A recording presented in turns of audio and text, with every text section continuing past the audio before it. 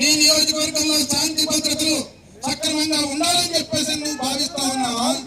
లేదంటే ఎలా ఉన్నా పర్వాలేదు, ఎవరిని చంపినా పర్వాలేదని చెప్పేసి అనుకుంటా ఉన్నావా? బట్టి విక్రమార్క నీకు హెచ్చరిస్తా ఉన్నాం, జాగ్రత్త.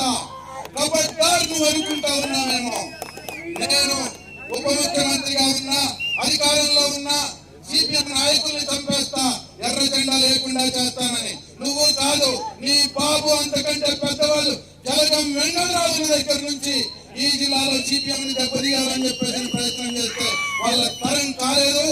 నిత్యం ప్రజల్లో ఉండి ప్రజల కోసం పనిచేసి ప్రజల మధ్యలో ఉండి ఎర్ర జెండా, ప్రజల గుండెల్లో ఉండే జెండా, ప్రజల మనసుల్లో ఉండే జెండా. అందుకని దాన్ని తీసేయాలని చెప్పేసి కలలు కానీ హత్యా రాజకీయాలను ప్రోత్సహిస్తే సహించేటటువంటి పద్ధతి ఉండదు. బాధ్యత వహించాలి, బాధ్యత జవాబు చెప్పాలి, లేదా ఎవరి బాధ్యతలో తేల్చాలి. ఇష్టం వచ్చినట్టుగా